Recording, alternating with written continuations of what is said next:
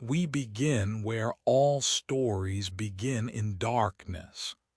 Not the darkness of fear, though fear was certainly present in those ancient nights, but the darkness before knowing, the darkness before understanding, the darkness that covered the earth before consciousness flickered into existence and began, slowly, to illuminate the world from within.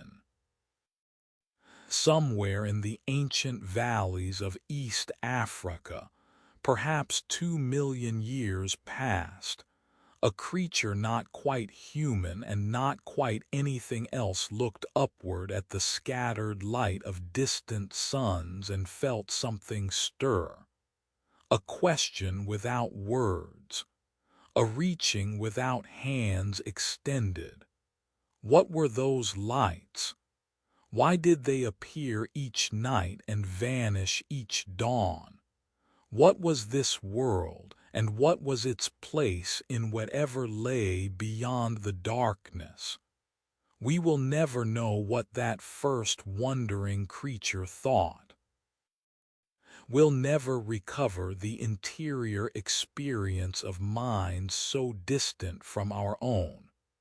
But we know that something began in those moments, something that would eventually become religion, become philosophy, become science, become art. The asking began, the wondering began, and once begun, it never stopped. For hundreds of thousands of years, a span of time so vast that our minds struggle to grasp it, our ancestors wandered. They followed the herds that moved like slow rivers across endless grasslands. They gathered what the earth offered freely, fruits and roots, nuts and seeds, the occasional carcass left by predators. They knew no permanent home, knew no walls or roofs or doors, knew only the endless horizon and the endless walking and the endless cycle of day following night following day. The world was their home, and they moved through it like wind moves through grass, present everywhere, belonging nowhere, leaving no trace that would survive their passing. But something was happening in those wandering millennia. Something invisible but profound. The brain was growing. The capacity for thought was expanding. The ability to imagine, to conceive of things not present, to remember things past, to anticipate things future was slowly, imperceptibly developing. Tool use became more sophisticated. Stone was shaped with increasing precision. Language, though we cannot know its form, must have been emerging, allowing thoughts to be shared, knowledge to be transmitted, stories to be told. The long preparation was underway. The foundation was being laid for everything that would follow. And then came fire. Not discovered in a single moment, nothing so dramatic, but gradually mastered over tens of thousands of years. First perhaps captured from lightning strikes or volcanic eruptions, then carefully tended, carried from camp to camp, never allowed to die. And finally the great leap created intentionally, summoned from friction and spark, brought forth from nothing by human will and human skill. Fire was transformation. Fire was power over nature. Fire was light in darkness and warmth in cold and protection from predators. Fire was the first technology, the first tool that changed not just what humans could do, but what humans could become. Around those ancient fires, something new emerged, something we might call culture. Humans gathered in the warmth and the light, and they talked. They shared the day's events. They remembered the dead.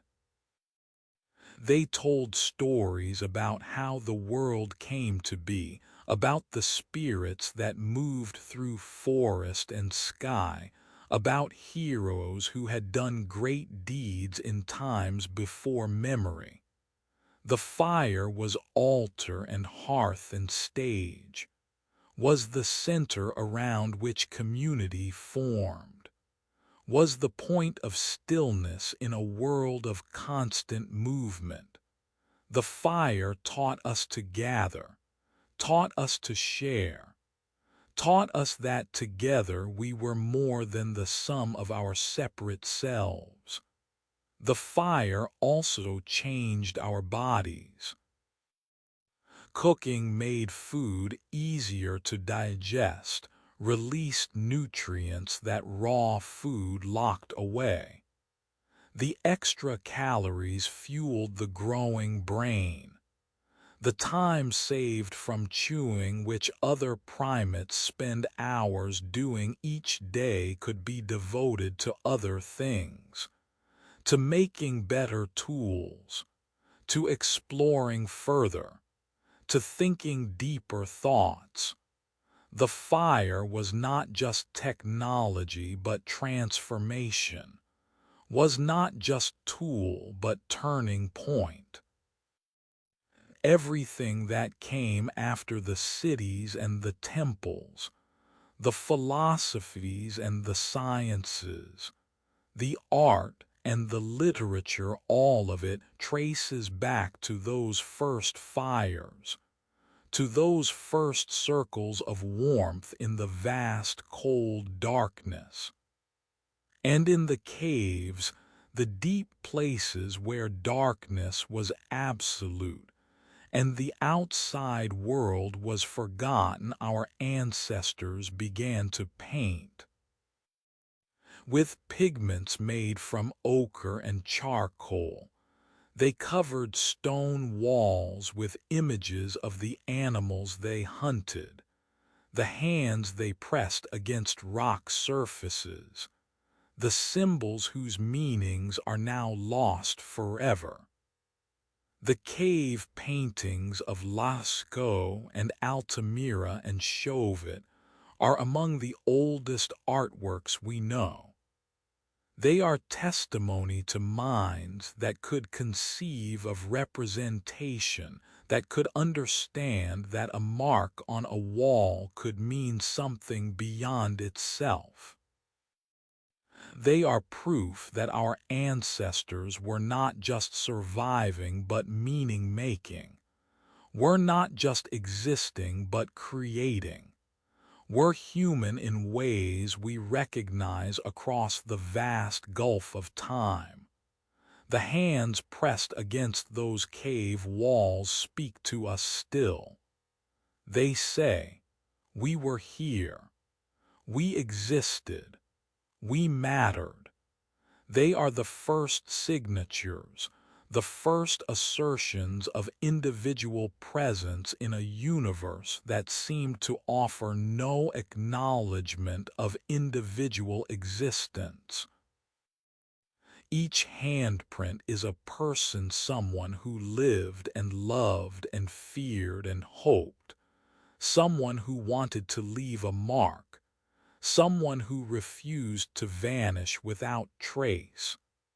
The hands reach across 40,000 years and touch us, remind us that we are part of something ancient and ongoing, remind us that the human story did not begin with us and will not end with us, remind us that we are brief flames in a fire that has been burning since our ancestors first learned to kindle it. We close this chapter with the image of those hands, ancient hands pressing against stone surfaces in painted caves, leaving marks that say simply, "We were here, we wondered, we remembered, we reached for something beyond ourselves." The silence that follows is the silence of 2 million years of becoming, of slowly gathering the fragments that would one day be called civilization. The fire still burns. The wondering continues. And we are still here, still pressing our hands against the walls of time, still hoping to leave marks that will outlast us. The first fires, the first questions, the first art, the first community, all of it beginning in African valleys beneath stars whose light traveled millions of years to reach wondering eyes. The foundation laid, the journey begun, the long human story commencing in darkness and in light, in fear and in wonder, in solitude and in gathering, the first fires, forever burning, forever illuminating, forever the beginning of everything that followed. For countless generations, humans wandered, followed the seasons, moved with the animals, knew no place as permanent home. The world was passage, was movement, was the eternal horizon calling always forward. Then something changed, something quiet and gradual as the rising of bread, as the slow lifting of morning mist from valley floors. Along the banks of rivers whose names would become sacred, people began to stay. The Tigris and the Euphrates in Mesopotamia, the Nile flowing through Egyptian desert, the Indus watering what is now Pakistan, the Yellow River carving through Chinese soil. These rivers were lifelines through landscapes that would otherwise be barren. They brought water for drinking. They brought fish for eating. They brought silt, rich, dark, fertile silt that made the soil along their banks impossibly productive. The rivers were teachers. They taught that staying in one place could be better than wandering. They taught that the earth, properly tended, would provide more abundantly than any amount of gathering could achieve. The decision to stay was not simple, was not obvious. For hundreds of thousands of years, mobility had been survival strategy. Movement meant escaping depleted resources, following migrating herds, avoiding conflict with other groups. To stay was to gamble, to trust that the river would continue rising and falling, that the soil would continue producing, that the community could defend itself against those who still wandered. The gambling succeeded. In the river valleys, something new began to grow. Not just crops, but civilization itself. Agriculture changed everything. Changed how many people could live in one place. Farming produced surplus that hunting and gathering never could. Changed how people spent their time. Farmers were tied to their fields. bound to cycles of planting and tending and harvesting, changed how society organized itself. Surplus required storage. Storage required protection. Protection required organization. Organization created hierarchy. The wandering bands had been relatively equal. The farming villages began to differentiate. Those who controlled the surplus gained power over those who did not. The seeds of inequality were planted alongside the seeds of wheat and barley. The annual floods were both blessing and terror. Each year the rivers rose, sometimes gently, sometimes catastrophically. The floods could destroy, could wash away villages and drown the unwise. But the floods also renewed, deposited fresh silt on exhausted fields, restored fertility that intensive farming depleted. The people of the river valleys learned to live with uncertainty, learned to read the signs of coming floods, learned to build on higher ground, learned to store surplus against years when the floods were too great or too small. The floods taught planning, taught anticipation, taught that survival required thinking beyond the immediate moment. New gods emerged to explain and perhaps control these powerful forces.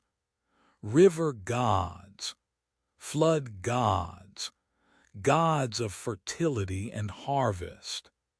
The spiritual world of the wanderers had been populated by animal spirits and nature forces encountered during movement. The spiritual world of the settled farmers was dominated by the rhythms of agricultural life, the planting and growing, the flood and recession, the harvest and storage. Religion became more organized, more hierarchical, more concerned with ensuring that the cycles continued, that the gods were pleased, that disaster was averted. Temples rose, the first monumental architecture, built not for living but for worship. Villages grew into towns. Towns grew into cities.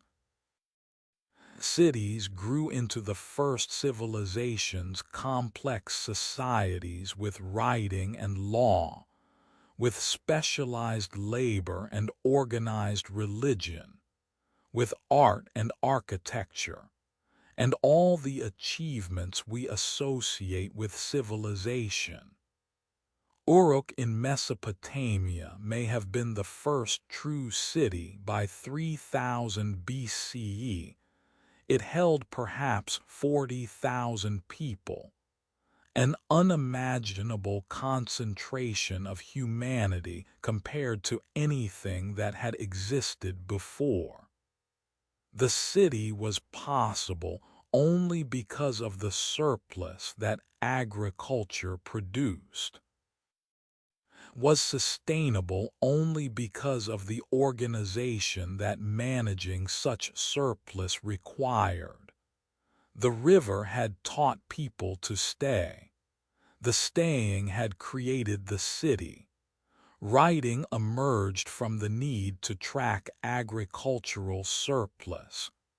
The earliest writing cuneiform in Mesopotamia, hieroglyphics in Egypt, began as accounting systems. Records of how much grain was stored, how much was owed, who owned what field.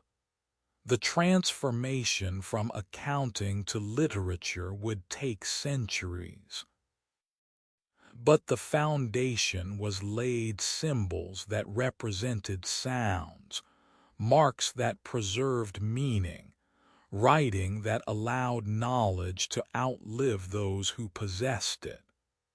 The river valleys gave us not just agriculture but literacy, not just food but the means to record thought itself. But settlement brought new problems as well as new possibilities.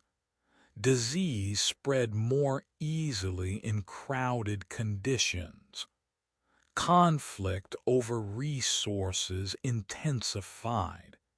Inequality created resentment. The walls that cities built to protect themselves also imprisoned those within.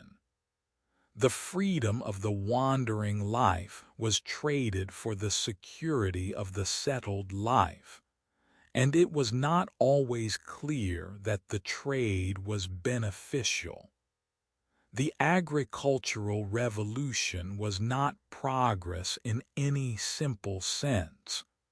Was transformation fundamental change that opened some possibilities while closing others, that solved some problems while creating new ones? We close this chapter contemplating the choice that was made in those river valleys: the choice to stay, to plant, to build, to organize, to create what we call civilization. Was it the right choice? The question cannot be answered. The choice was made, and we are its inheritors. We live in cities whose roots reach back to those first settlements. We eat food produced by agricultural systems that descend from those first farms. We read and write using technologies that began as grain records in Mesopotamian storehouses. The rivers taught us to stay, and in staying we became something new, something that could build pyramids and compose symphonies, something that could also make war and enslave others, something complicated, something human. The rivers taught us to stay. The staying changed everything. Forever. In Mesopotamia, in the land between two rivers, humans built mountains where no mountains existed. The ziggurats rose from flat plains, stepped towers of mud brick ascending toward heavens that remained forever out of reach. Each level smaller than the one below, each step bringing the summit closer to the sky, each structure an attempt to bridge the unbridgeable gap between earth and heaven. The ziggurats were prayers made solid, were faith expressed in architecture, were the first great buildings humans ever constructed, and they were built not for human habitation but for gods. The Sumerians who built the first ziggurats believed that gods lived in the heavens, literally above, in the sky that stretched over the flat Mesopotamian plain. If the gods were above, then reaching them required building upward. The ziggurat was a stairway, a ladder, a path for gods descending and priests ascending. At the summit stood a temple, small compared to the massive base, but sacred beyond measure. There the gods were believed to visit, to accept offerings, to speak through priests who served as intermediaries between divine and human. The construction was monumental labor. Mud bricks by the millions, shaped and dried and carried and stacked. Workers by the thousands, organized and fed and directed. Years or decades of effort, generation building upon generation's work. The ziggurats were not practical structures. They did not house people, did not store goods, did not defend against enemies. They were purely symbolic, purely spiritual, built at enormous cost because the builders believed that connection to the divine was worth any price. The ziggurats testified to the depth of religious conviction in ancient Mesopotamia, testified to willingness to sacrifice present comfort for hoped-for divine favor. The gods of Mesopotamia were many. Anu ruled the heavens. Enlil commanded the air and storms. Enki governed the waters and wisdom. Inanna, later called Ishtar, embodied love and war and the planet Venus. Each city had its patron deity, each deity its ziggurat, each ziggurat its priesthood, maintaining daily rituals and seasonal festivals. The priests were powerful. They controlled access to the gods, interpreted divine will, managed the temple's considerable wealth. Religion and politics were inseparable. The legitimacy of kings rested on divine approval. The prosperity of cities depended on maintaining proper relationship with patron gods. In the temple libraries, the first literature was composed. The Epic of Gilgamesh, perhaps the oldest story we possess in written form, told of a king who sought immortality and failed to find it. Gilgamesh wrestled with death, with the meaning of life, with the limits of human power. He journeyed to the edge of the world seeking eternal life, and returned empty-handed but wiser. The story is 4,000 years old, and it still speaks to us, still asks the questions we ask, still fails to find the answers we fail to find. The Mesopotamians invented writing, and almost immediately they used it to explore the deepest human concerns. The Babylonians inherited and transformed Mesopotamian culture.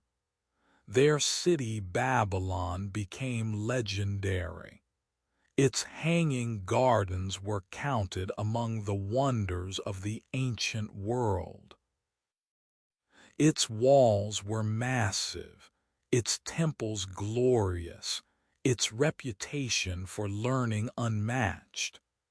The Code of Hammurabi, carved on stone and displayed publicly, was among the first written legal codes establishing the principle that law should be known, that justice should be predictable, that even kings were bound by rules. The code was brutal by modern standards: eyes for eyes, death for many offenses. But it was also revolutionary, the idea that law could be written, could be public, could constrain power. The astronomers of Mesopotamia watched the skies with extraordinary patience and precision. They tracked the movements of stars and planets across decades and centuries. They developed mathematical systems, including the base 60 system that still gives us 60 minutes in an hour and 60 seconds in a minute. They predicted eclipses. They mapped the zodiac.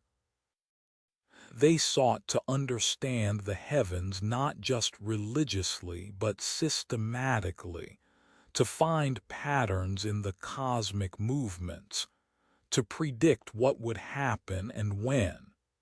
The ziggurats were built to reach the gods. The astronomers sought to understand the gods' domain through careful observation. But the gods never descended. The towers never quite reached heaven. The gap between human aspiration and divine response remained unbridged. The ziggurats were monuments to longing rather than achievements of connection. The priests performed their rituals, the sacrifices were offered, the prayers were said, and the heavens remained silent. Or perhaps the silence was the answer, perhaps the gods spoke in ways too subtle for human hearing. Perhaps the meaning was in the building rather than the arrival. Perhaps the reaching was the point rather than the grasping. The ziggurats are ruins now. Millennia of wind and rain have worn their stepped profiles smooth. Their temples are gone, their priests forgotten, their gods transformed into other gods or abandoned entirely. What remains are mounds in the Iraqi desert, hints of former grandeur, traces of ancient ambition, testimony to civilizations that rose and fell while the rivers continued flowing. Visitors stand at their bases and look upward, trying to imagine what it was like to climb toward a heaven that seemed almost within reach. The towers that reached toward silent gods, forever aspiring, forever falling short, forever testimony to human longing for connection with whatever lies beyond.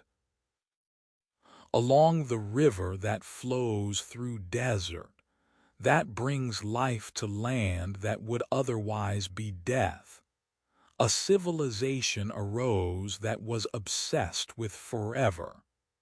The Egyptians built for eternity pyramids and temples and tombs designed to outlast time itself, while other civilizations built with mud brick that crumbled within generations.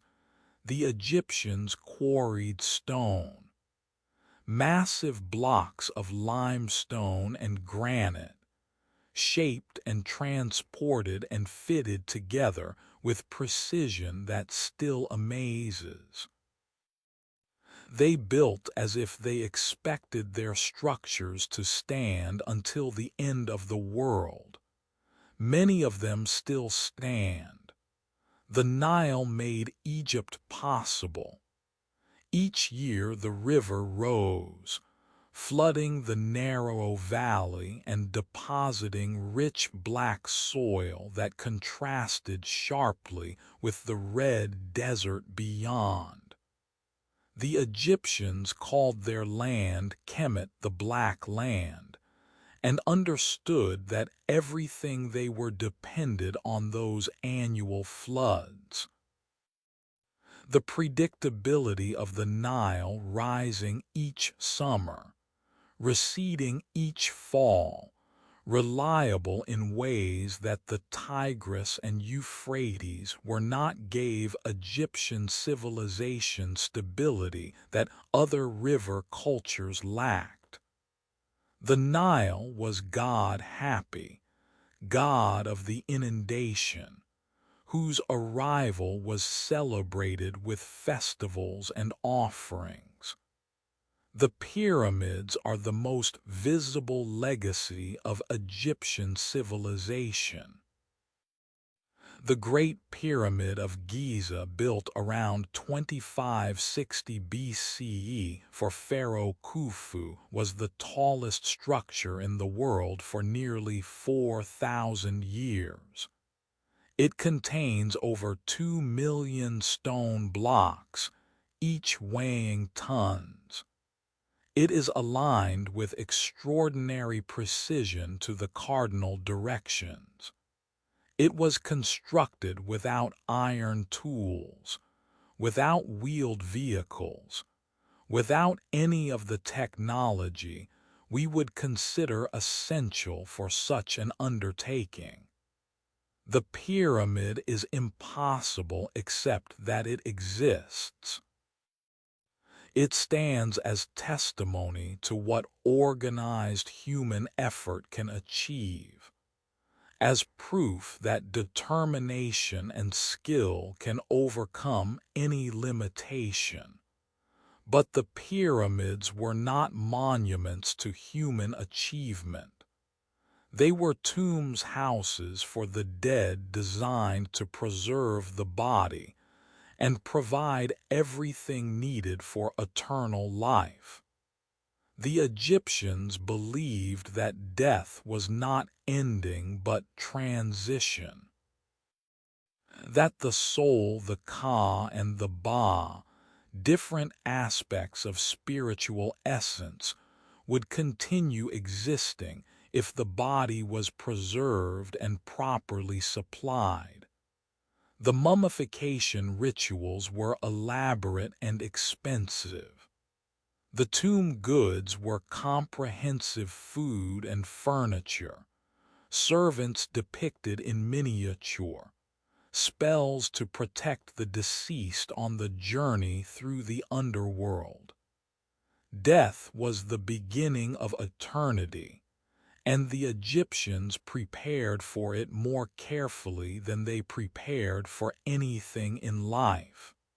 The pharaohs were living gods, not merely representatives of the divine, not merely blessed by the gods, but actually divine themselves. The pharaoh was Horus incarnate, the falcon god who was son of Osiris and avenger of his father. Upon death, the pharaoh became Osiris, ruler of the underworld, while his successor became the new Horus. The theology was complex, but the implication was clear: Egypt was ruled by God, and to obey the pharaoh was to obey the divine order. The pyramids were not just tombs but statements of cosmic power, were assertions that the God-King would continue reigning in the afterlife as he had reigned in life. The Valley of the Kings held the later pharaohs, kings who abandoned the pyramid form in favor of hidden tombs cut into cliff faces. Tutankhamun's tomb, discovered nearly intact in 1922, revealed the extraordinary wealth buried with even a minor king. Golden coffins nested within golden coffins, treasures beyond counting. A young man who died at 19, surrounded by everything he might need for an eternal existence.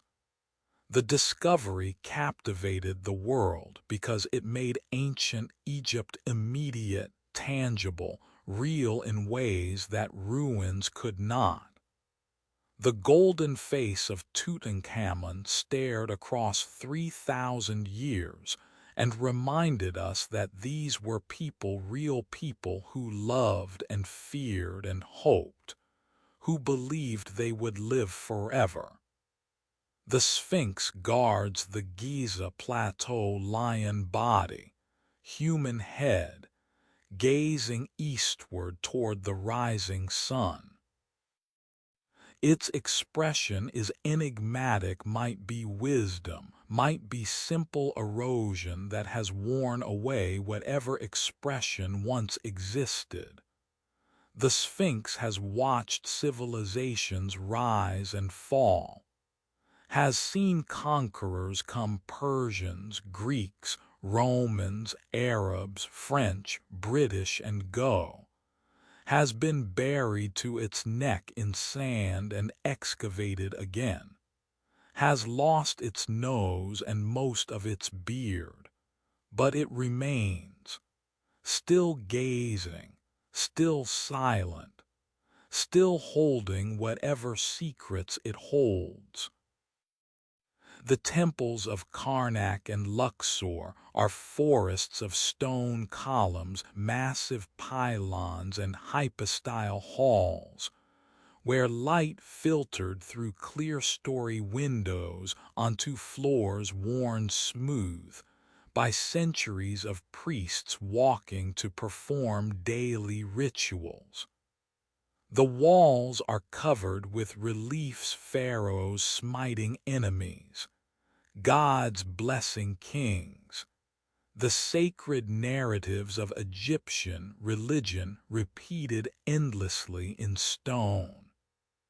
The temples were not for ordinary worship, common people rarely entered. They were houses for gods, maintained by priests who woke the divine statues each morning, fed them, clothed them, sang to them, put them to bed each night. The gods lived among the Egyptians, and the Egyptians cared for them as children care for elderly parents. Egyptian civilization lasted 3,000 years longer than any other civilization before or since. It absorbed conquests and transformed conquerors. Alexander the Great became pharaoh. The Ptolemies, Greeks ruling Egypt after Alexander, built temples in Egyptian style and had themselves depicted in Egyptian artistic conventions. Even Rome, which finally ended Egyptian independence, respected Egyptian traditions. Cleopatra, last of the pharaohs, was Greek by ancestry but Egyptian by culture. The continuity was remarkable. The same gods worshipped for 3 millennia. The same artistic conventions maintained across 100 generations. The same hope for eternal life expressed in tomb after tomb. We close this chapter standing before the pyramids as sunset paints them golden, as shadows lengthen across the desert, as the same stars that Egyptian astronomers charted begin to appear in the darkening sky. What did the Egyptians know about death that we have forgotten? What secrets lie still undiscovered beneath the desert sand? The pyramids do not answer. The Sphinx does not speak. The gods who once inhabited these temples are silent now, but the stone remains. The eternal shore endures. And somewhere in the mystery of those massive structures, something waits, some truth about human longing for permanence, some testimony to the refusal to accept that death is ending. The stone sentinels of the Nile, forever watching, forever silent, forever testimony to the hope that we might somehow live forever. In the centuries before the Common Era, in a small peninsula jutting into wine-dark seas, something unprecedented occurred. Humans began to ask questions not about the gods primarily, but about themselves, about the nature of reality, about justice, about the good life, about how to think about thinking. The Greeks invented philosophy literally, the love of wisdom. They asked questions that had never been asked before, or at least never been asked so systematically, so persistently, so determinedly. They changed what it meant to be human by changing what humans could ask. Athens was the center, a city-state of perhaps 250,000 people that produced, in a few generations, an extraordinary concentration of genius. Socrates walked the agora questioning everything and everyone. He claimed to know nothing, the famous Socratic irony, while demonstrating through relentless questioning that those who claimed to know much actually knew little. He was gadfly and midwife, irritant and helper, the man who made Athenians think by refusing to let them rest in comfortable assumptions. They killed him for it eventually, made him drink hemlock for corrupting the youth and disrespecting the gods. His death made him immortal. Plato, student of Socrates, created the academy, perhaps the first institution of higher learning in the Western world. He wrote dialogues in which Socrates questioned interlocutors, leading them through argument toward conclusions they had not expected. He proposed that the world we see is shadow, that true reality lies in forms perfect, eternal, unchanging archetypes of which physical objects are imperfect copies. The form of the good illuminated all other forms as the sun illuminates visible objects. Philosophy was the ascent from shadow to light, from opinion to knowledge, from the cave of ordinary experience to the sunlit uplands of true understanding. Aristotle, student of Plato, founded the Lyceum and challenged his teacher's vision. Where Plato looked upward to eternal forms, Aristotle looked outward to the world around him. He catalogued animals and plants. He analyzed political systems. He examined logic and rhetoric and poetry. He wrote on ethics and metaphysics and physics. He sought to understand everything not through mystical assent, but through careful observation and systematic reasoning. His influence would dominate Western thought for nearly 2,000 years. The medieval universities taught Aristotle as if he were almost as authoritative as Scripture. But Greek philosophy was not only Socrates and Plato and Aristotle.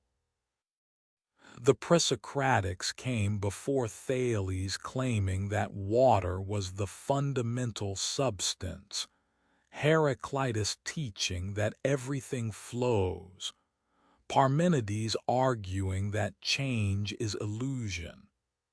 The Stoics came after teaching acceptance of what cannot be changed, advocating virtue as the only true good, proposing that all humans share in divine reason. The Epicureans sought pleasure, but the highest pleasure was tranquility, freedom from disturbance, peace of mind achieved through modest living and philosophical reflection.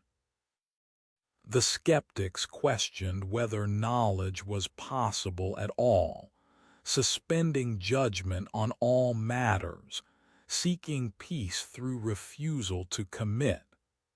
The democracy of Athens allowed philosophy to flourish. Citizens gathering in assembly, deciding policy through debate, required skills of argument and persuasion.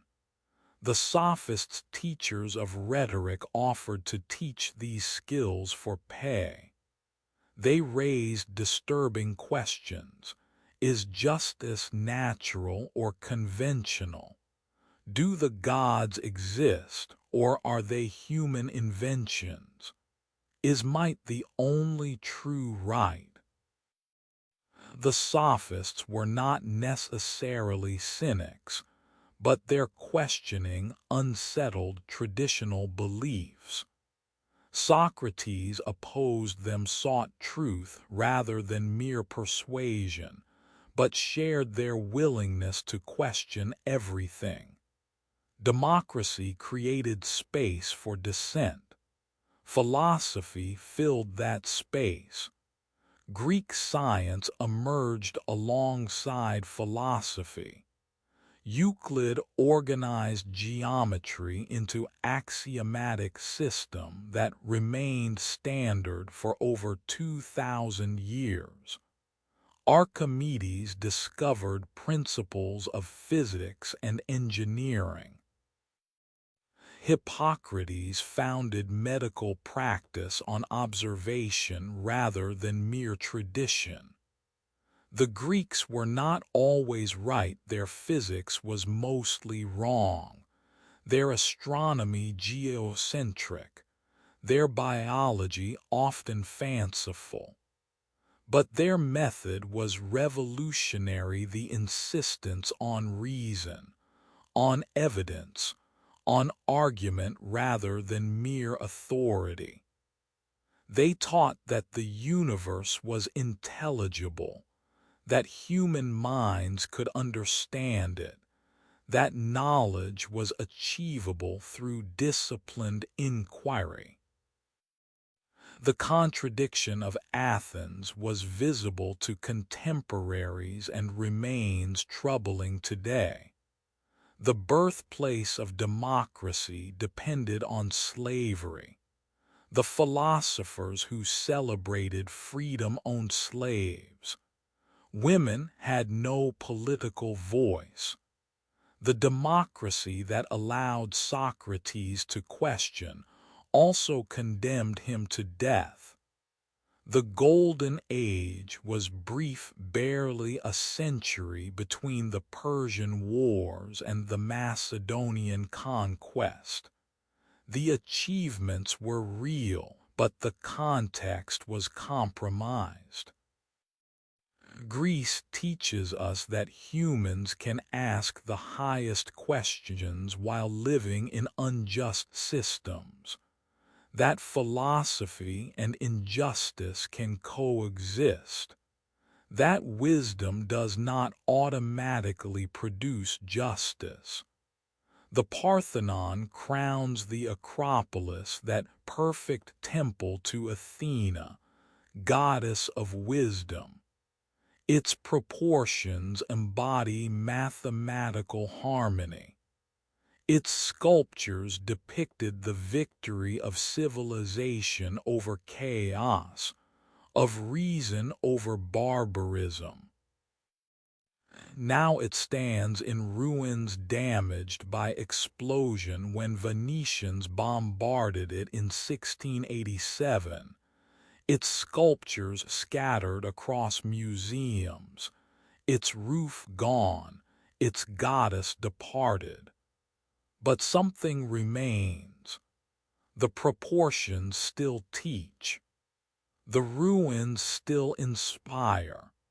Visitors still climb the sacred rock and stand where Pericles stood, looking out over the city that changed what humans could think and ask and know.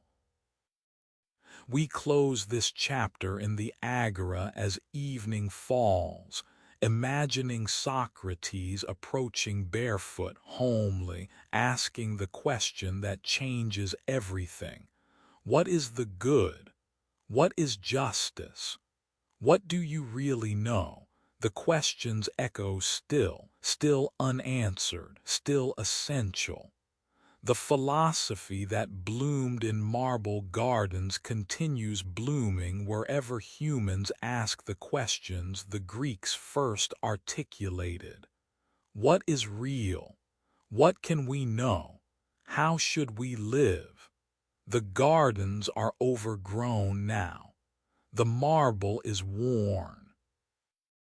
But the questions remain fresh, forever asked, forever answered inadequately, forever the inheritance Athens gave us, the philosophy that bloomed in marble gardens, forever flowering, forever incomplete, forever ours to continue.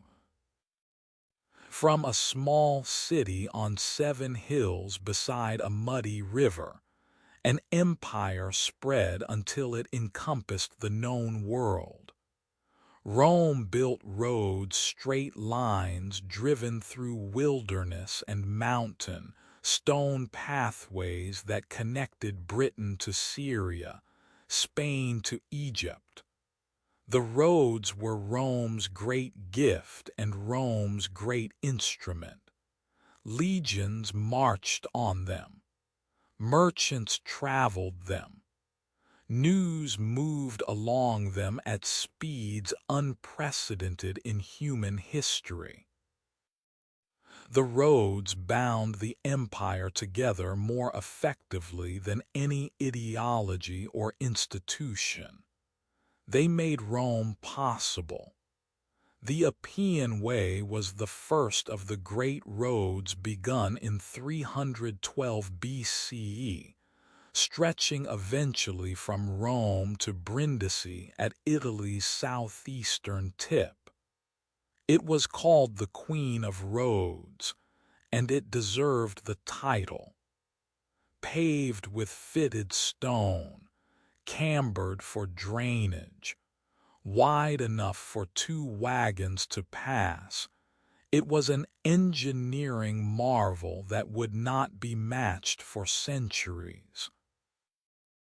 Other roads followed the Via Flaminia north to the Adriatic, the Via Aurelia along the western coast, the roads that spread like veins through every province Rome conquered. At the empire's height, there were over 50,000 miles of major roads. You could travel from Hadrian's Wall in Britain to the Euphrates in Mesopotamia without leaving Roman pavement. The roads were built by legion soldiers who were also engineers and construction workers. The construction method was standard everywhere. Excavate to solid ground, lay foundation of large stones, add layers of progressively smaller materials, cap with fitted paving stones. The consistency created network that functioned as single system. A traveler knew what to expect.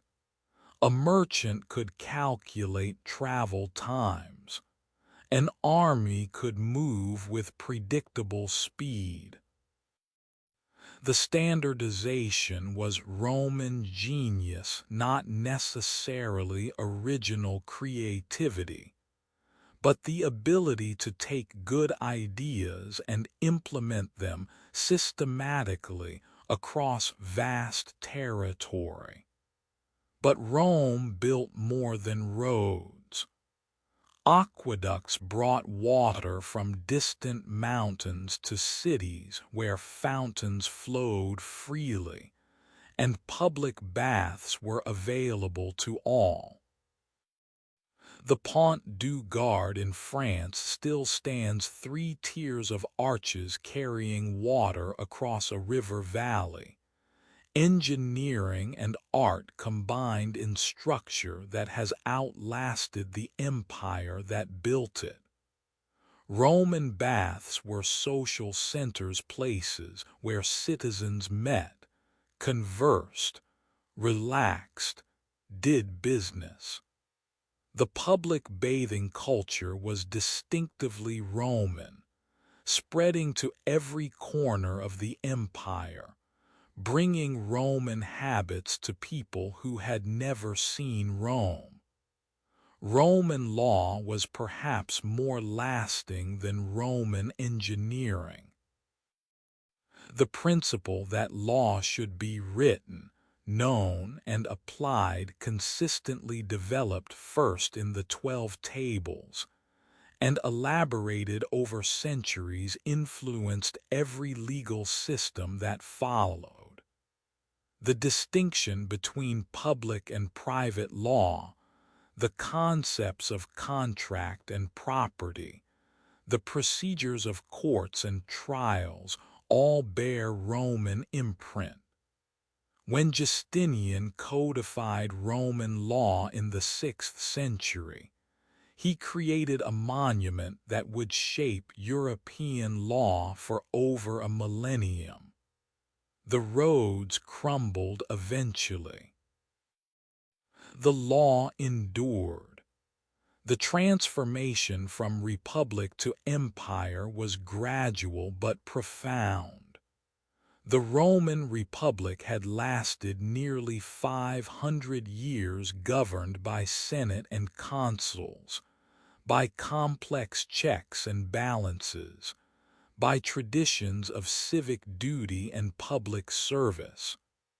But the Republic could not govern an empire. The strains of conquest, wealth flowing to the few, armies loyal to generals rather than state, politics becoming violent competition for power tore the Republic apart. Julius Caesar crossed the Rubicon, was made dictator, was assassinated.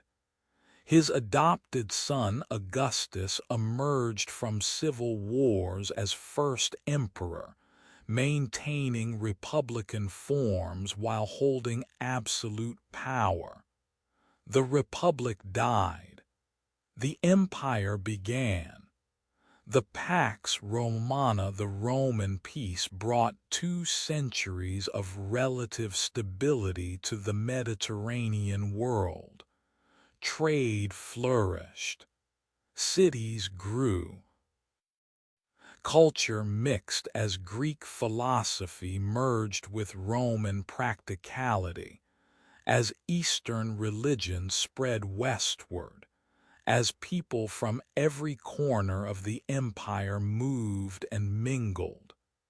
It was possible to travel from one end of the empire to the other in reasonable safety. It was possible to do business with people who spoke different languages but lived under common law. The peace was real, even if maintained by the legion's ability to crush any disturbance. The costs of empire were also real. Slavery was pervasive, perhaps a third of Italy's population in bondage at the empire's height. Conquered peoples lost their independence, their resources, often their lives.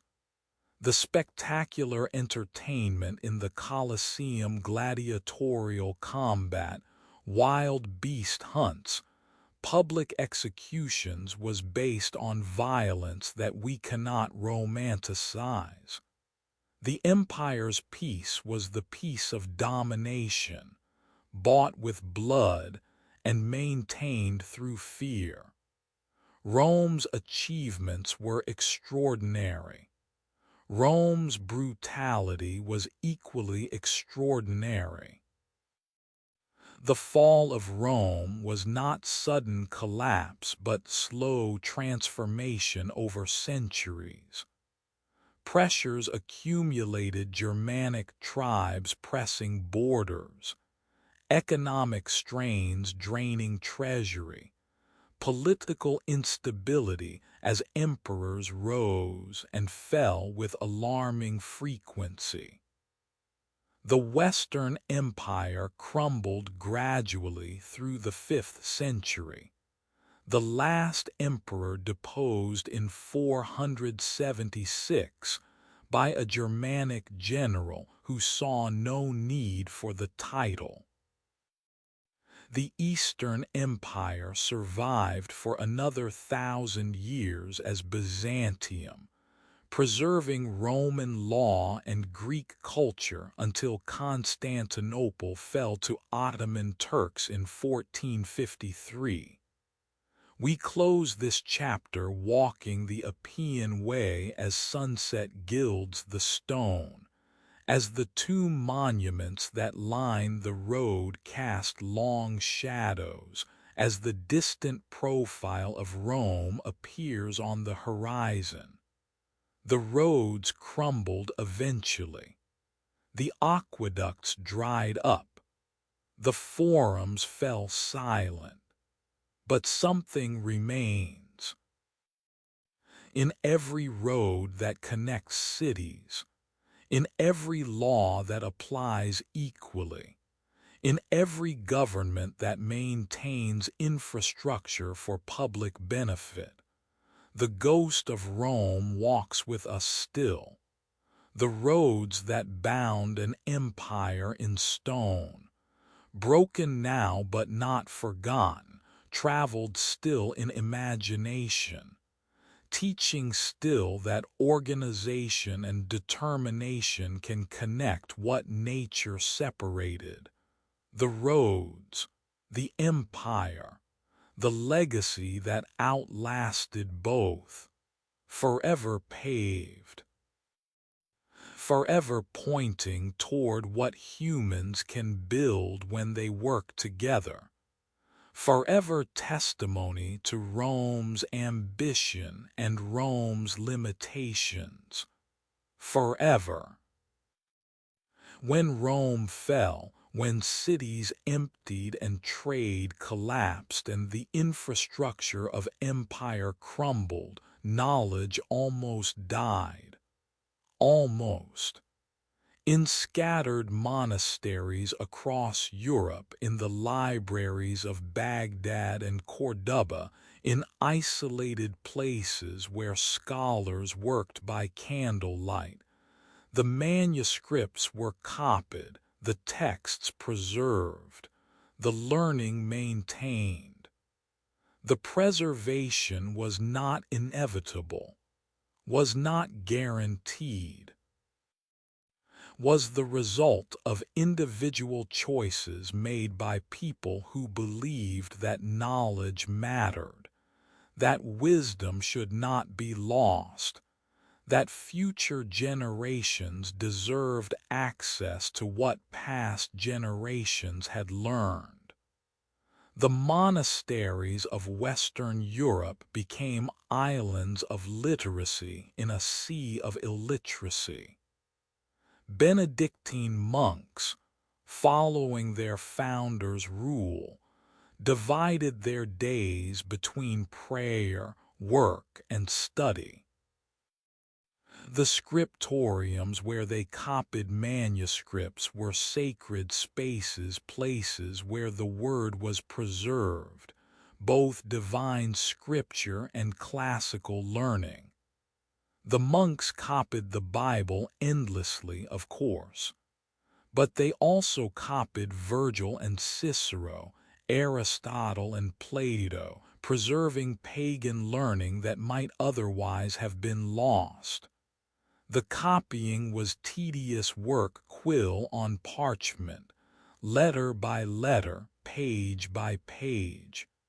A single book might take months to copy. Errors crept in, but the essential text survived.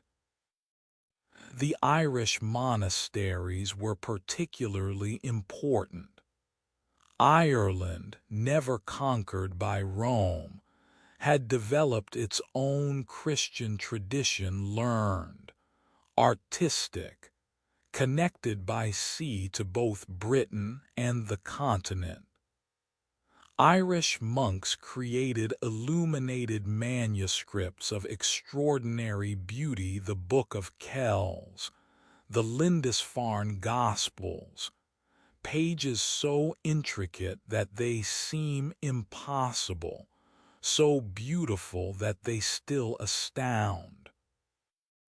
The Irish monks also traveled, spreading learning across Europe, founding monasteries, carrying books and knowledge to places where such things had been forgotten. They helped save Western civilization, though they would not have described their work in such grand terms.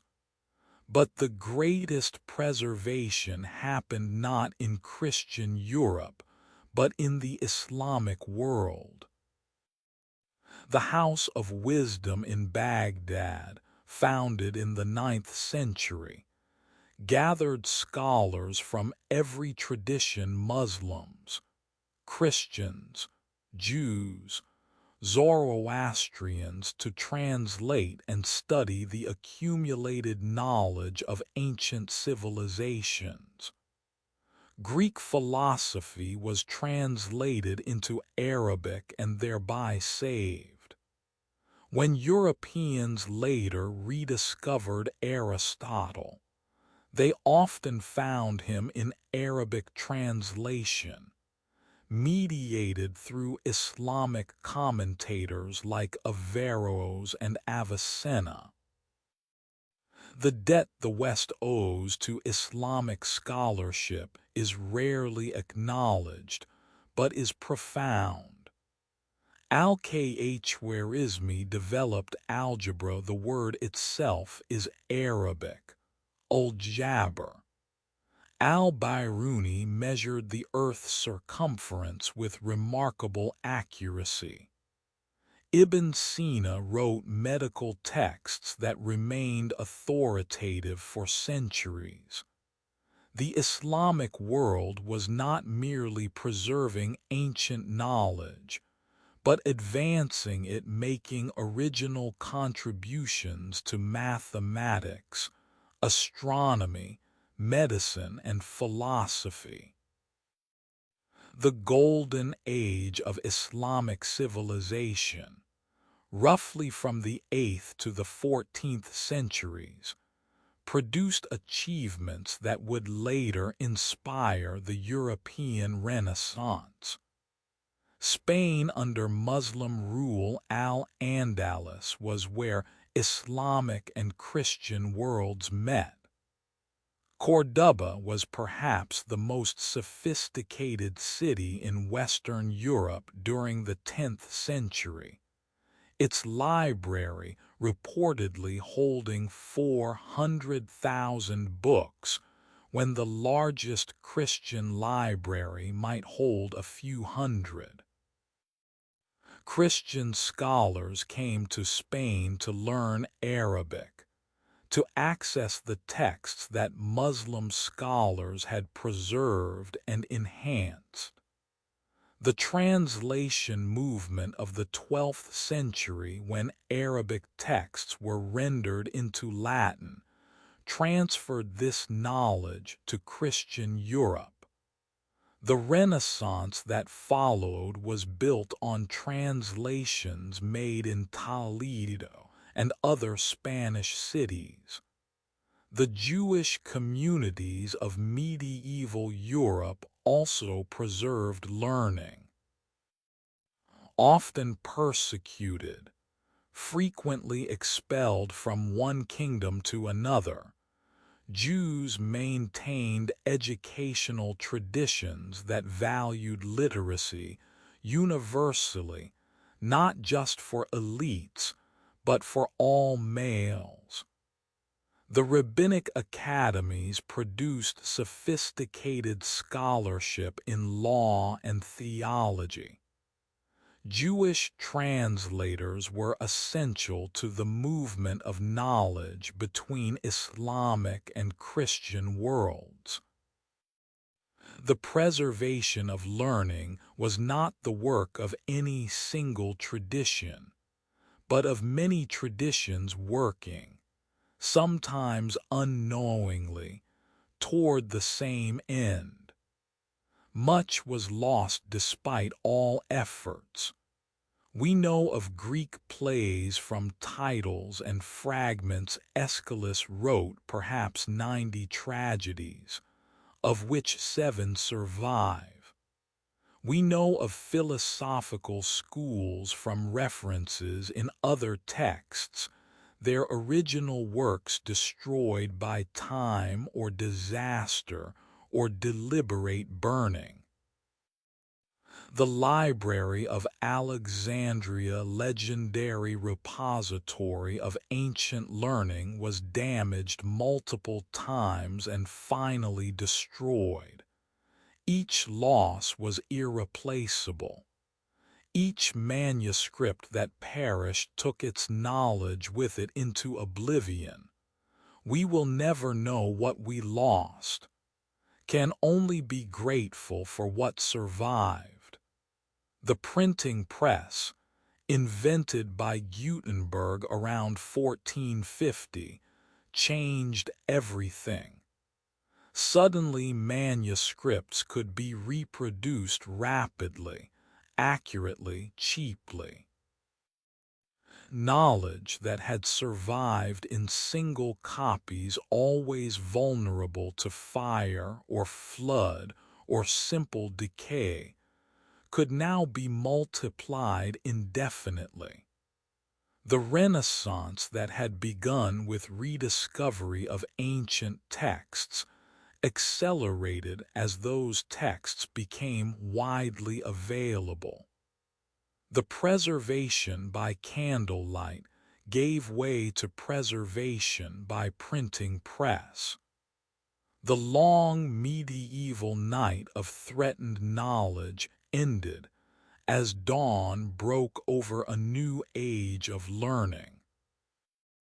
We close this chapter in a medieval scriptorium as darkness gathers outside, as a single candle illuminates the parchment where a monk's hand traces letters that connect him to Aristotle and will connect him to us. The manuscript saved by candlelight. The knowledge preserved against all odds. The quiet heroism of scholars who believed that wisdom mattered. The traditions Christian, Islamic, Jewish that together maintained the fragile chain of learning. The chain held. The knowledge survived. We are here because they were there, working by candlelight, saving what could be saved. The manuscripts, the candles, the preservation. Forever testimony to human determination to maintain connection across the centuries.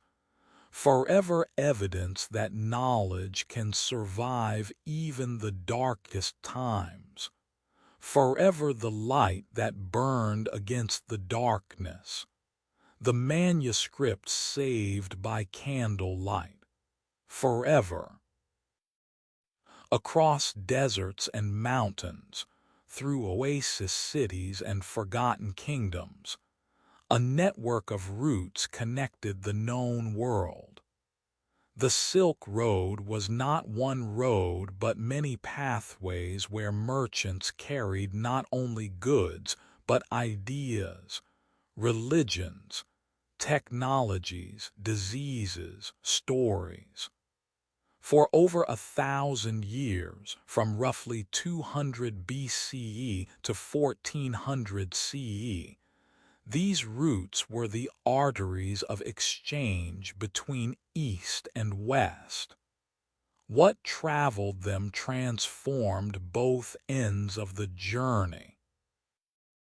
Silk gave the routes their name, that lustrous fabric that China alone knew how to produce, that commanded prices in Rome equal to its weight in gold.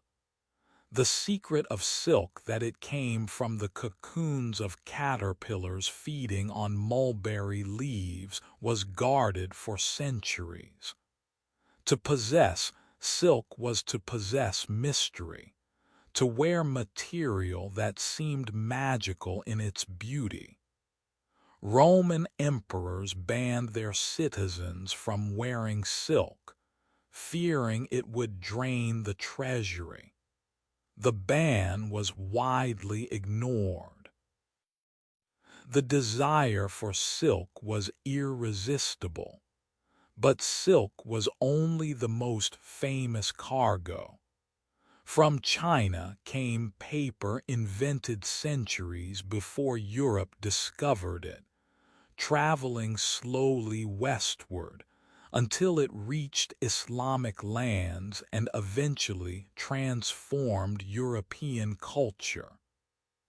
Gunpowder traveled the same routes developed in China for fireworks, transformed in Europe into weapons that changed warfare forever. The compass, printing, noodles all traveled the Silk Road, connecting civilizations, spreading innovations, changing what was possible. The caravans that traveled these routes were mobile cities. Thousands of camels, the Bactrian two-humped camels that could survive the harsh Central Asian winters. Hundreds of merchants and guards, servants and guides. Weeks of travel between oasis towns where water could be found, supplies replenished, goods traded. The journey from China to the Mediterranean might take years, with goods changing hands many times along the way. Most merchants traveled only portions of the route. Few saw both ends. The oasis cities of Central Asia flourished on this trade. Samarkand with its azure domes and madrasas. Bukhara, whose markets were legendary.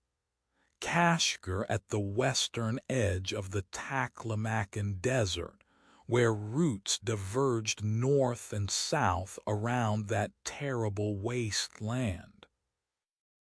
These cities were crossroads where every language was spoken, every religion practiced, every culture represented.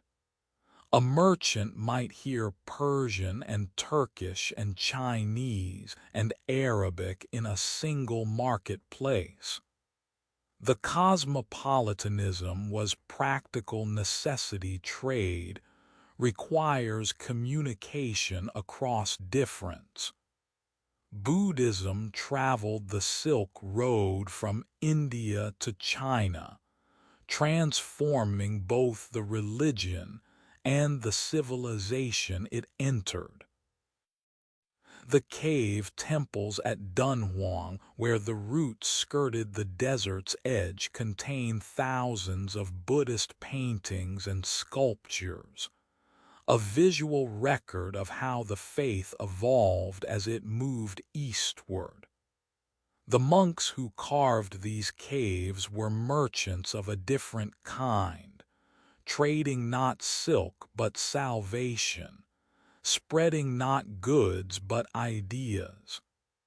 Christianity and Manichaeism and Islam also traveled these routes, each finding converts, each adapting to new cultures.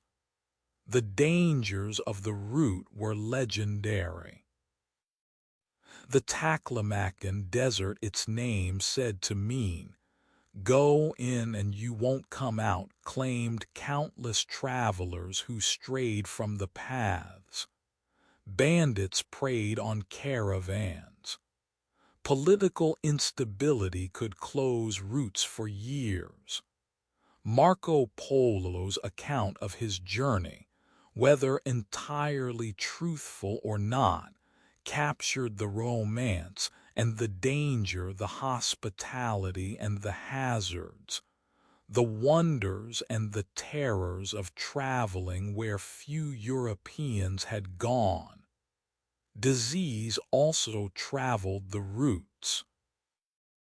The Black Death that devastated Europe in the 14th century came along the Silk Road, plague bacteria carried by fleas on rats that lived among the trade goods.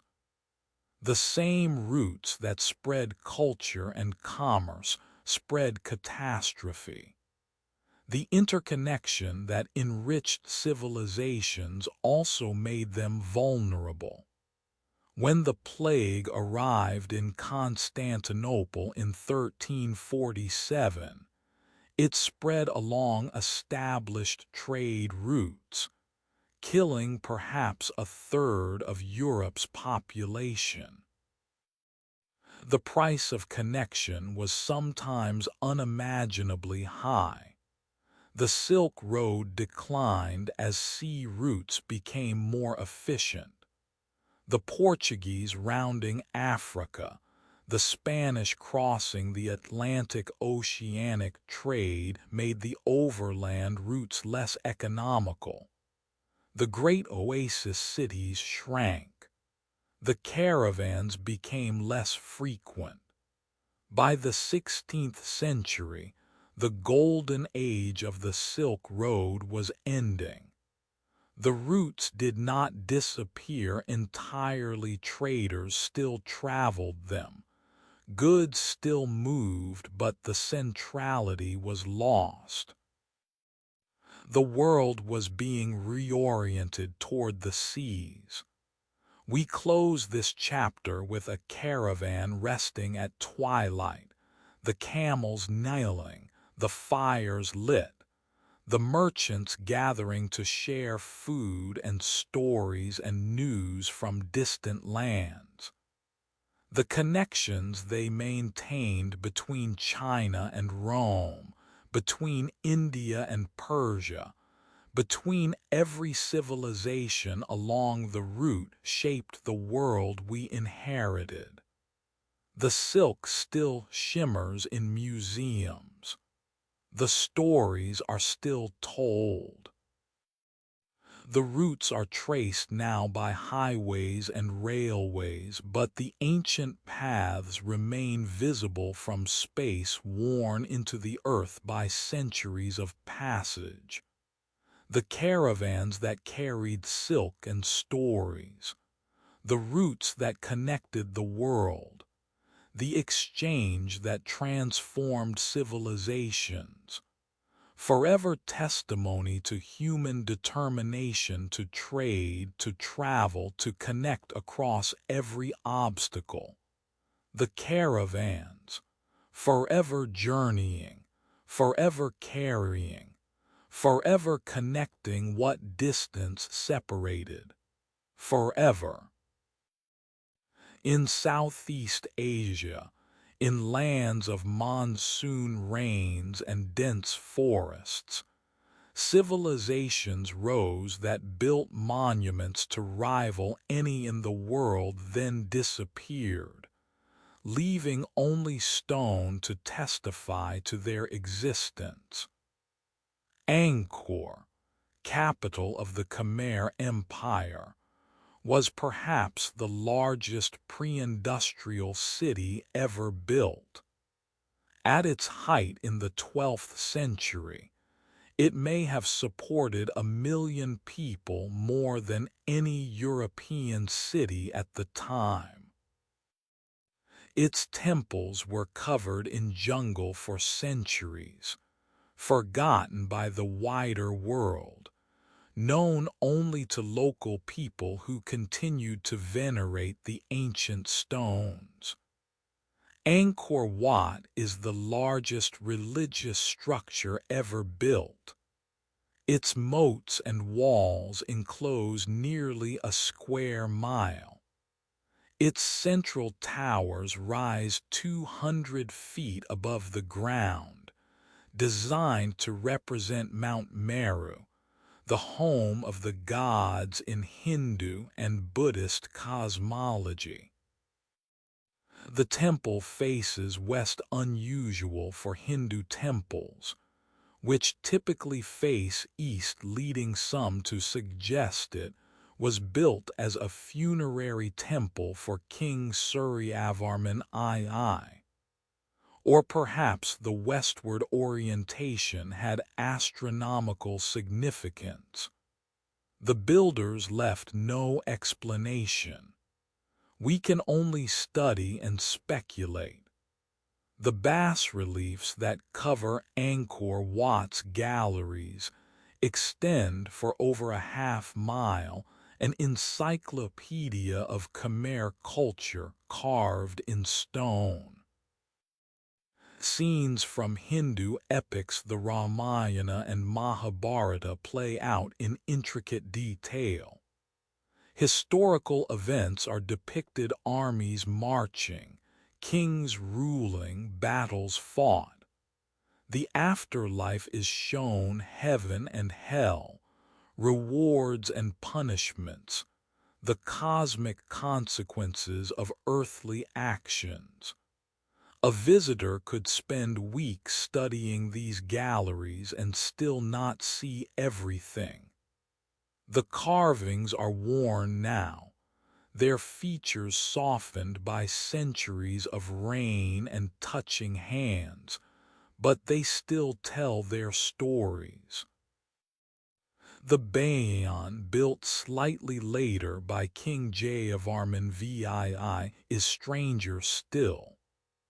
Over 200 massive stone faces gaze outward from its towers, serene smiles, closed eyes, expressions that might be compassion or might be simply weathered stone.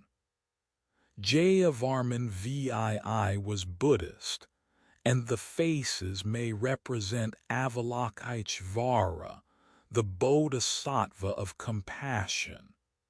Or they may represent the king himself, watching over his domain. Or they may represent something we cannot understand, meaning lost with the civilization that created them. The faces gaze in every direction, seeing everything, revealing nothing. The water management system that sustained Angkor was extraordinary. Enormous reservoirs, barrages stored monsoon rains. Canals distributed water throughout the city and surrounding rice paddies. The system allowed multiple rice harvests per year, supporting the large population that built and maintained the temples. The engineers who designed this system understood hydrology at a level not matched in Europe for centuries. But water systems require maintenance. When the political system that maintained them weakened, the water system failed, and the population that depended on it dispersed. The decline of Angkor remains partially mysterious. Thai invasions in the 15th century weakened the empire. The shift from Hinduism to Theravada Buddhism changed priorities. The new religion emphasized personal salvation through meditation rather than merit-making through temple building. Climate change may have played a role. Evidence suggests extended droughts and floods that stressed the water management system. By the 16th century, the capital had moved elsewhere. The great temples were left to the jungle. The trees that grew through the temples created haunting beauty. Ta Prohm deliberately left uncleared by modern restorers shows what all the temples once looked like. Massive silken trees wrap their roots around doorways. Strangler figs embrace stone galleries. The jungle and the temple have become inseparable, the trees destroying the structures while also holding them together. The effect is melancholy and beautiful testimony to nature's power to reclaim what humans build, to the impermanence of even the greatest achievements. French explorers rediscovered Angkor in the 19th century, though it had never been truly lost, only forgotten by Europeans who assumed civilization could only emerge from Western roots.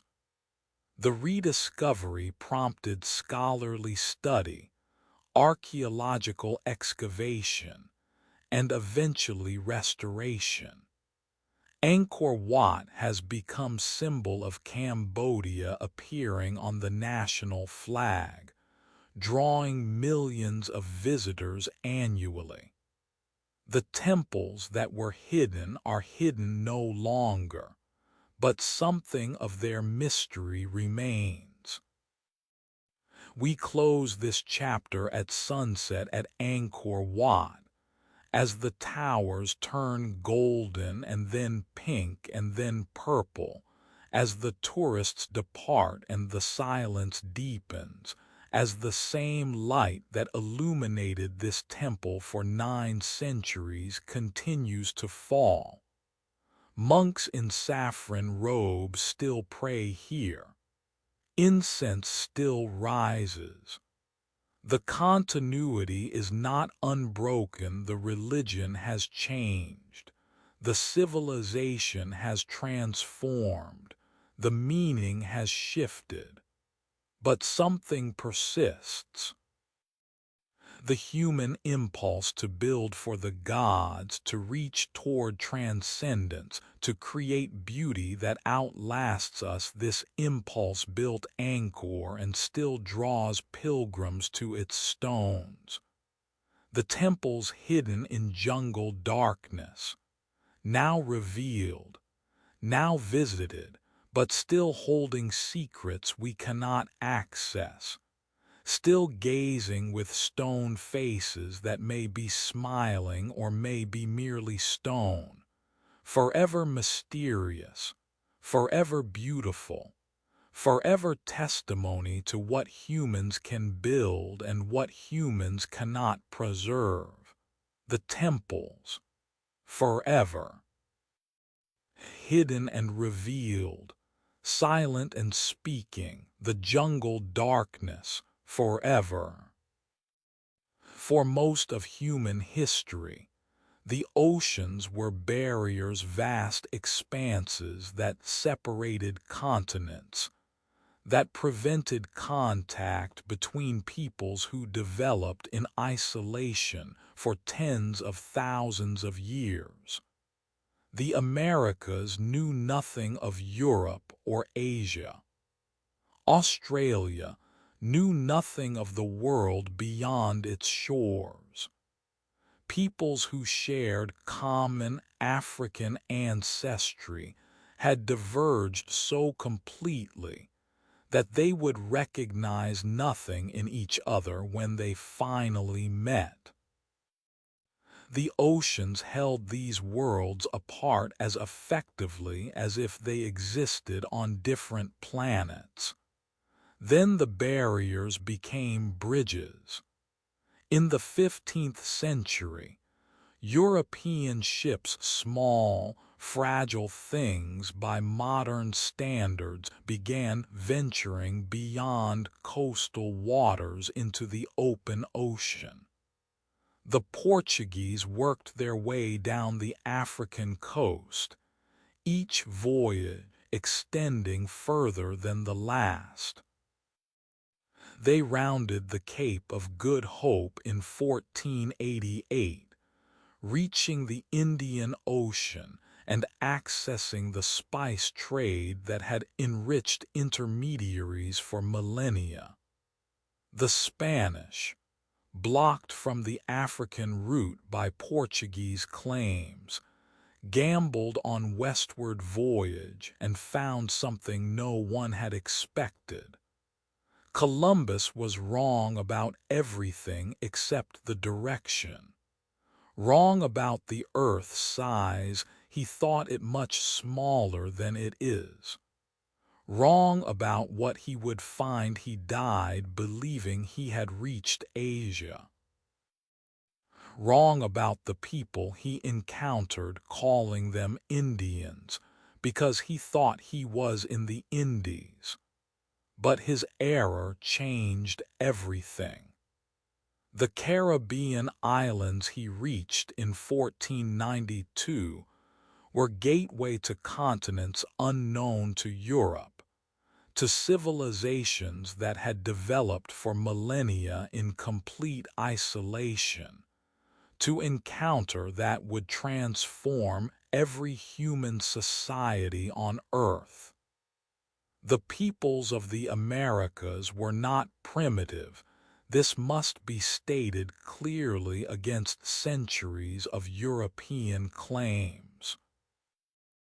The Aztec capital Tenochtitlan, when Spanish conquistadors saw it in 1519, was larger than any city in Spain, larger than most cities in Europe. Its markets traded goods from across Mesoamerica. Its aqueducts brought fresh water to a population of over 200,000. Its temples, though their rituals horrified the Spanish, were testimony to sophisticated religion and astronomy. The Incas had built empire spanning thousands of miles, connected by roads and communication systems, governed by sophisticated administration. These were not primitive peoples. They were civilizations that had developed differently, not lesser. But they were devastatingly vulnerable, not because their warriors were less brave or their leaders less intelligent, because they had no resistance to European diseases. Smallpox, measles, typhus, influenza, ordinary illnesses in Europe where centuries of exposure had created some immunity, were apocalyptic in the Americas where no immunity existed. The epidemics arrived before the armies, spreading through trade networks, killing millions before they ever saw a European face. Estimates vary, but perhaps 90% of the indigenous population of the Americas died in the century after contact, the greatest demographic catastrophe in human history. The conquest that followed was brutal. Cortés and Pizarro are names associated with military genius, but their success depended as much on disease and internal divisions as on Spanish arms. Indigenous allies who opposed Aztec rule joined Cortés, not understanding that Spanish victory would mean their own subordination. The encomienda system, which granted Spanish colonists rights to indigenous labor, was slavery in all but name. The mines of Potosi and the sugar plantations of the Caribbean consumed human lives at rates that required constant replacement. The conquest was not merely military but demographic, economic, cultural, the destruction of worlds. The Columbian Exchange transformed both hemispheres. Plants moved in both directions: tomatoes, potatoes, corn, and chocolate from Americas to Europe, wheat, rice, horses, and cattle from Europe to Americas. The potato would transform European diet, allowing population growth that fueled industrialization. The horse would transform plains Indian cultures, enabling the mobile hunting societies that Europeans would later encounter and destroy. Diseases moved primarily westward, the devastating epidemics that depopulated the Americas. The exchange was not equal. The benefits and costs were distributed unevenly. But the exchange connected what had been separate, creating for the first time a truly global human community. The knowledge that was lost can never be recovered. The quipu, the knotted strings that Incas used for record keeping, remain largely undeciphered. The books of the Maya were burned by Spanish priests who saw them as works of the devil. The languages that died with their last speakers took with them ways of understanding the world that we will never know. The conquest was not merely physical but epistemological, the destruction not only of peoples but of their knowledge, their stories, their ways of being human.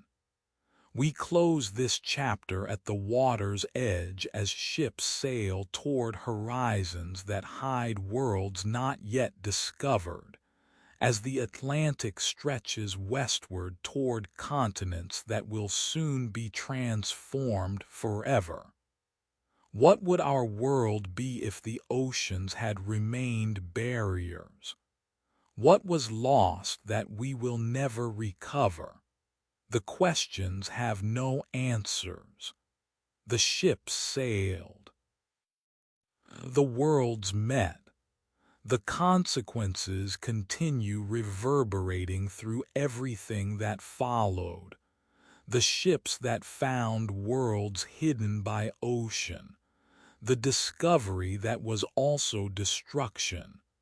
The connection that was also catastrophe, forever changed, forever haunted by what was lost, forever shaped by the encounter that transformed human history. The ships, the oceans, the worlds that met and were forever changed. Forever. In the 18th and 19th centuries, in valleys of England and along rivers of New England, machines began to transform human life more profoundly than anything since agriculture. The Industrial Revolution was not single event, but accumulating transformation, each innovation enabling others, each change accelerating what followed. Within a few generations, patterns of life that had persisted for millennia were swept away. The world that emerged was unrecognizable to those who remembered what had come before. The steam engine was foundation. James Watt's improvements in the 1760s and 1770s created machine that could convert heat into motion with unprecedented efficiency.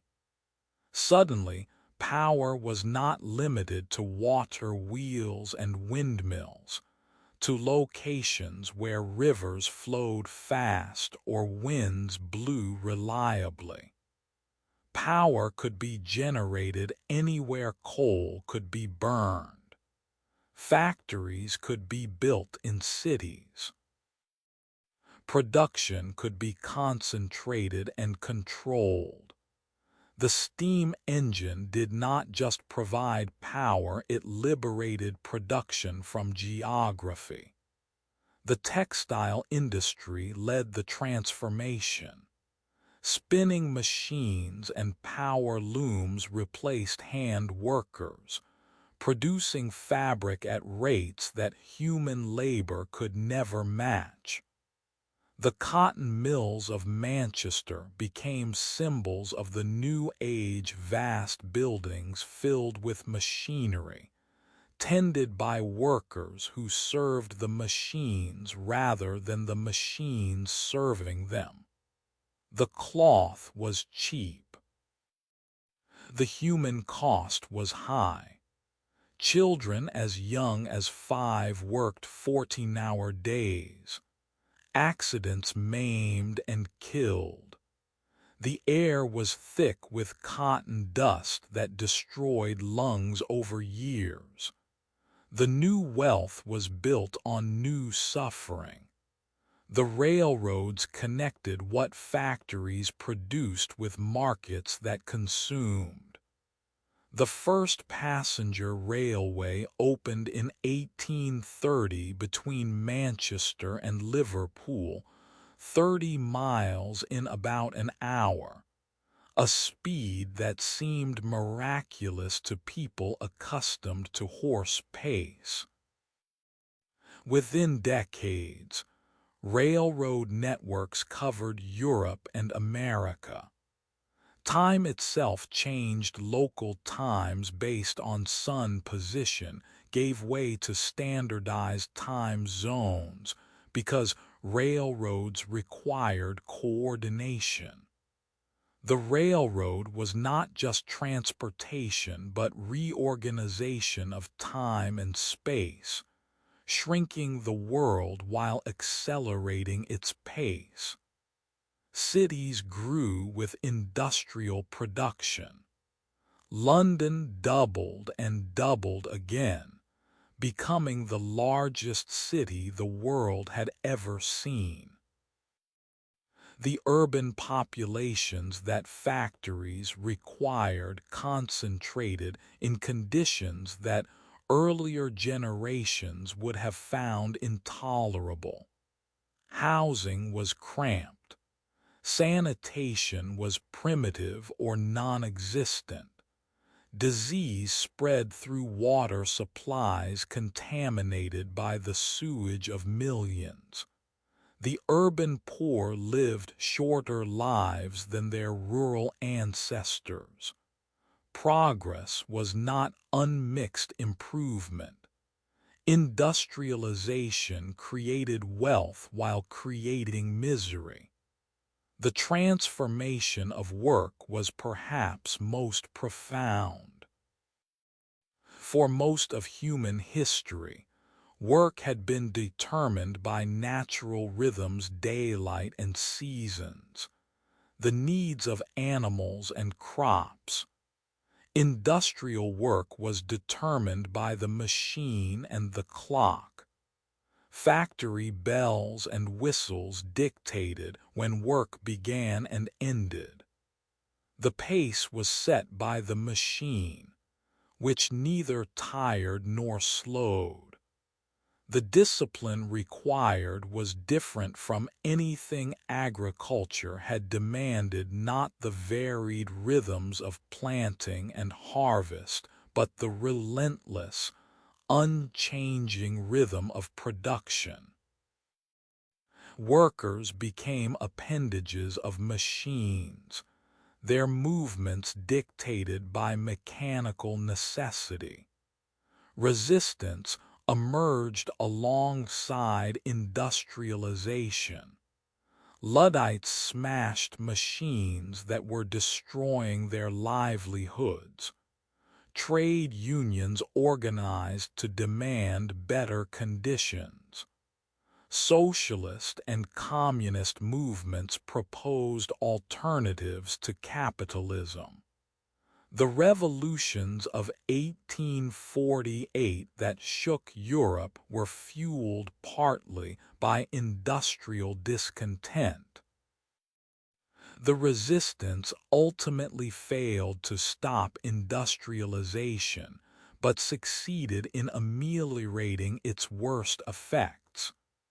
Child labor laws, factory regulations, the right to organize, these emerged from struggle, from workers who refused to accept that progress required their degradation.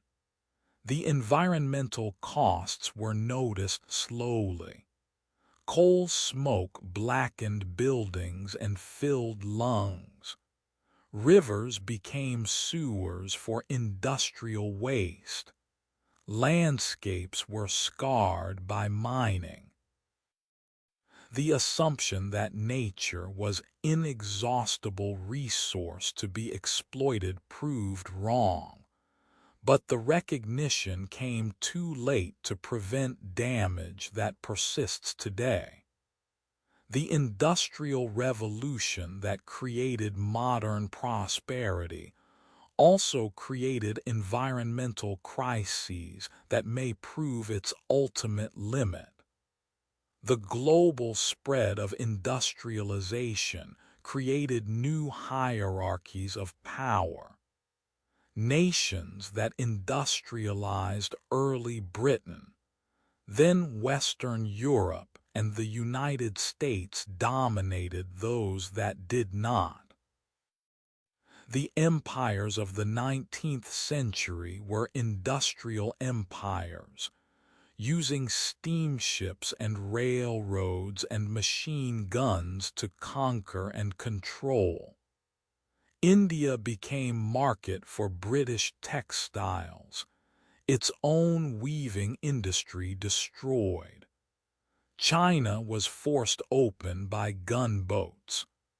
Africa was carved into colonies at the Berlin Conference of 1885. The wealth that industrialization created funded conquests that extended European power across the globe.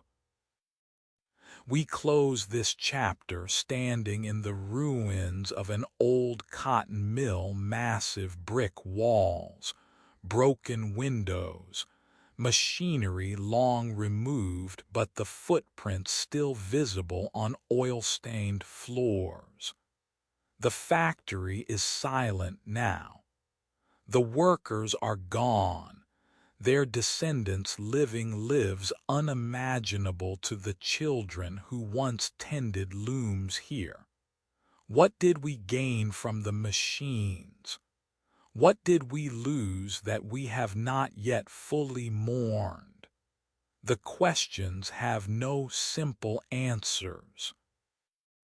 The machines changed the meaning of time, the nature of work, the shape of cities, the fate of nations.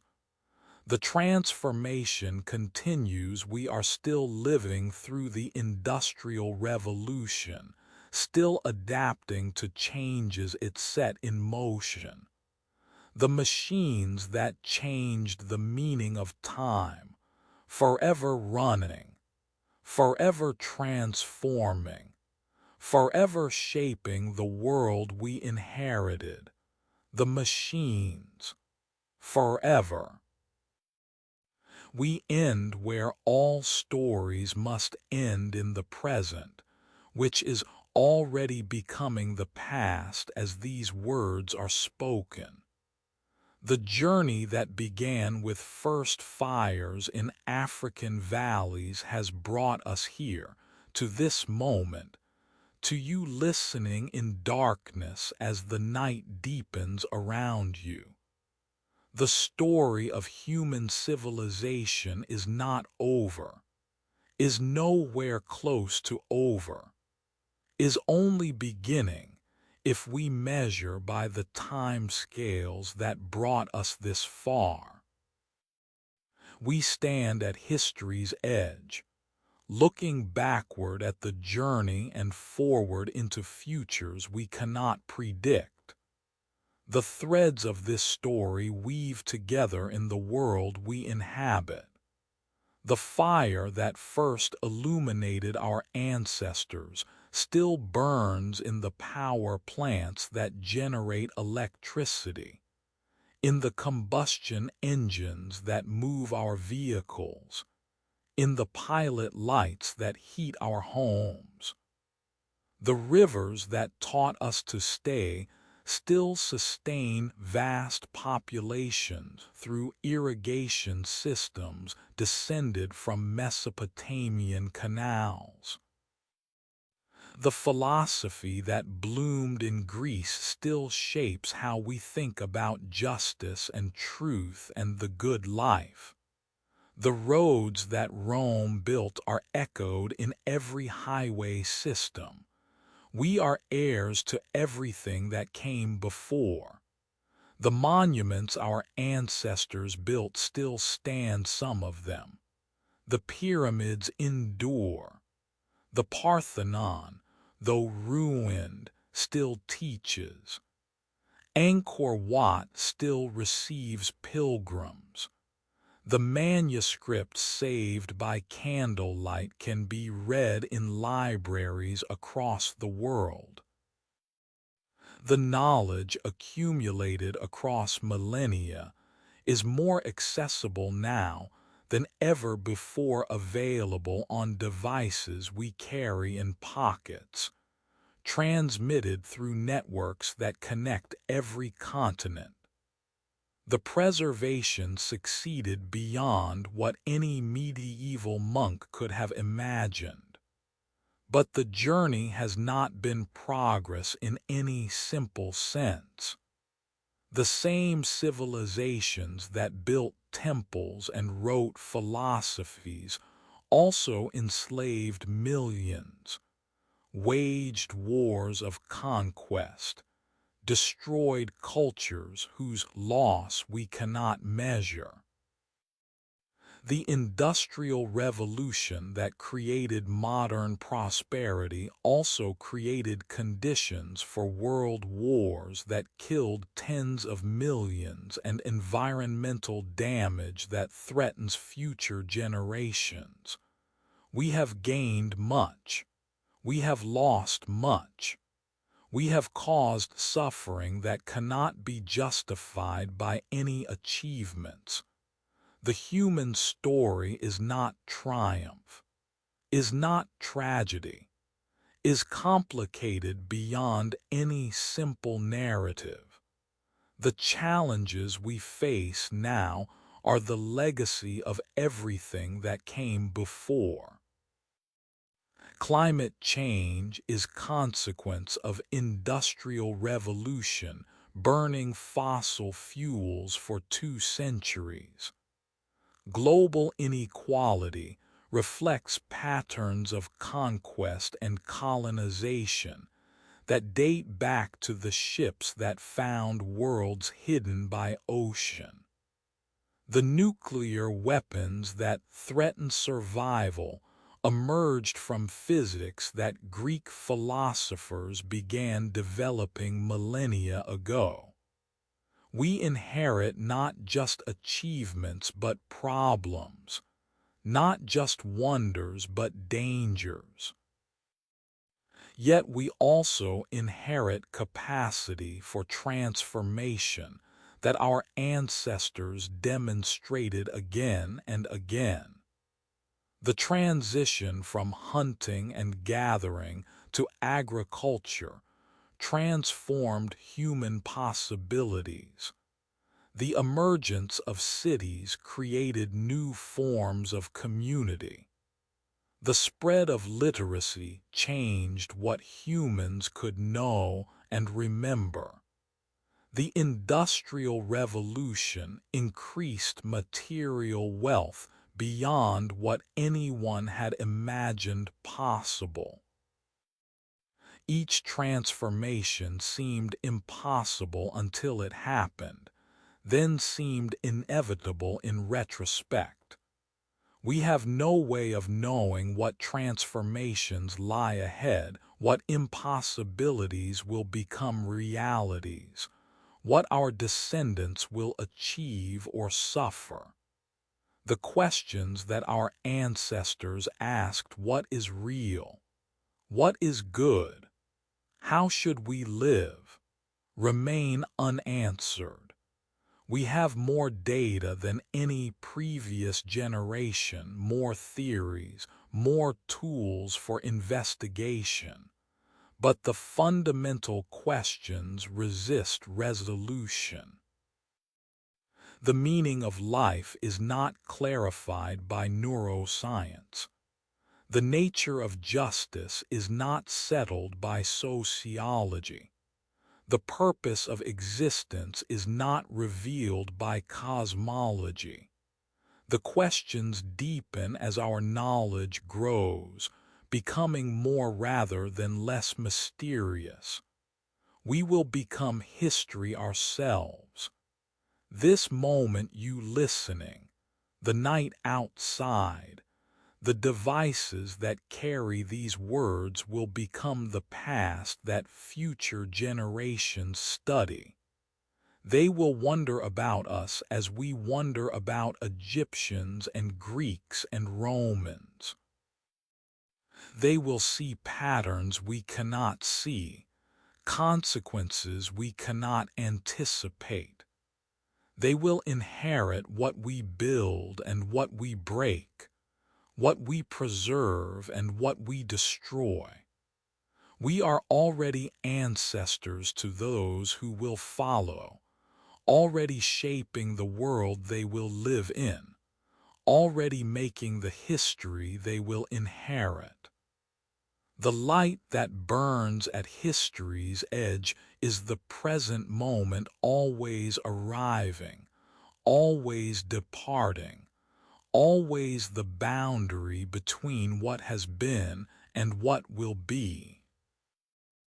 We live in that light, brief flames in a fire that has burned since our species first awakened to wonder.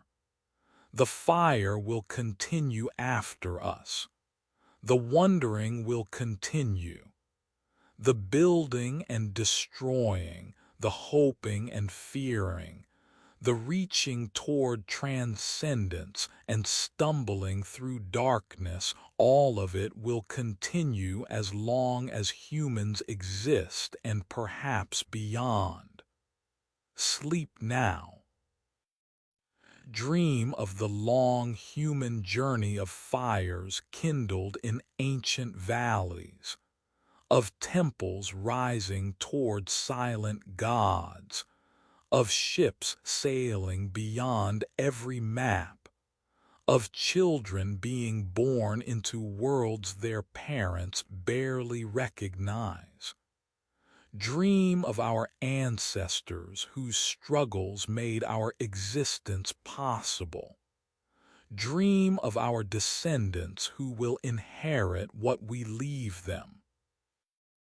Dream of the vast tapestry of human history in which your life is a single thread, connected to every other thread, part of a pattern you cannot see but to which you nonetheless belong.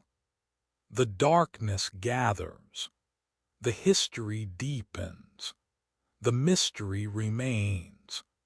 We have traveled together through the ages, from first fires to this moment. The journey does not end here, continues as long as you carry memory of these stories, as long as you wonder about those who came before and those who will follow. The light that burns at history's edge. Your light now, burning briefly, brightly, part of the great fire that will never be extinguished. The history of human civilizations, forever unfinished, forever being written. Forever the story we tell ourselves about who we are and where we came from and where we might be going. The story continues, even as you sleep, even as you dream, even as the night holds you in its ancient darkness. The fire burns, the story continues. Forever. Good night.